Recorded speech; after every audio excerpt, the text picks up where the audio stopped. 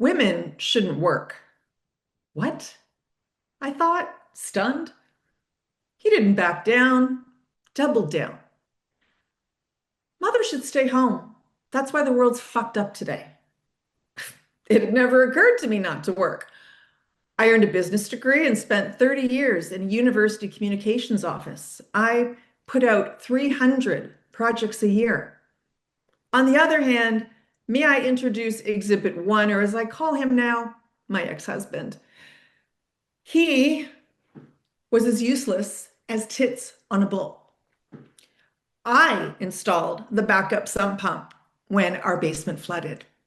I was the one that painted the cathedral ceilings because he said, we can do it later.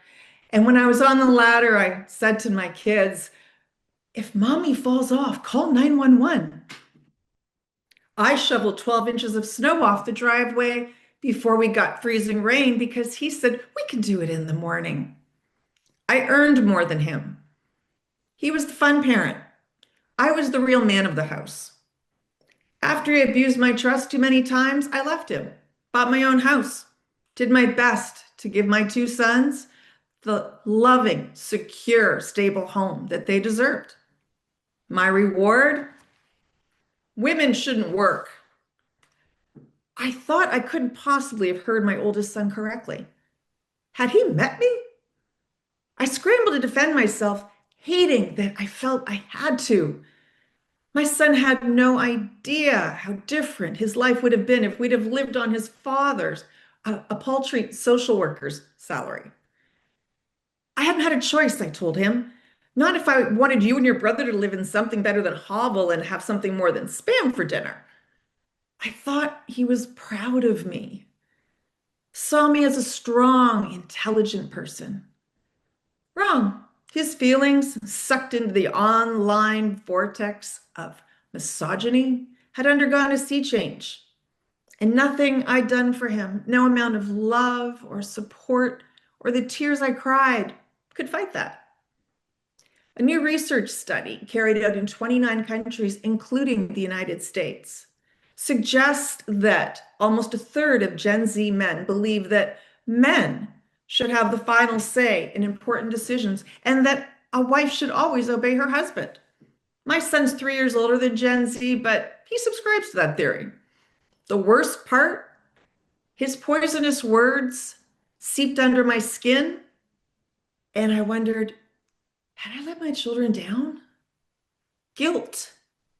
Guilt, like a fucking boomerang, always, always, always comes back to kick women in the ovaries.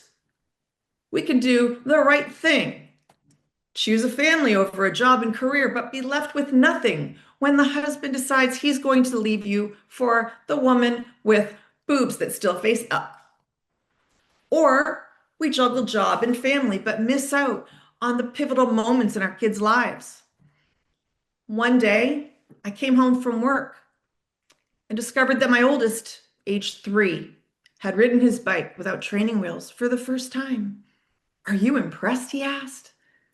I was, but I was furious at my thoughtless husband who had taken off the training wheels when I was at work.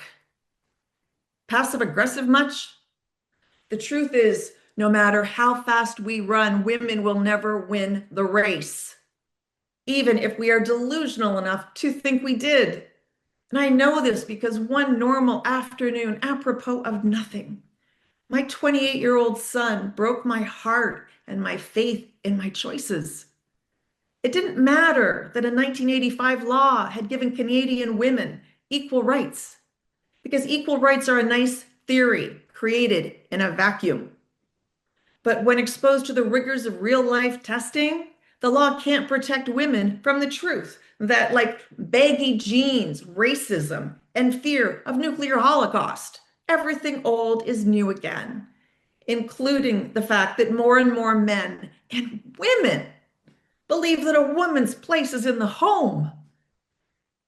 I didn't think I could be surprised anymore, but I didn't think the call would be coming from inside my own house.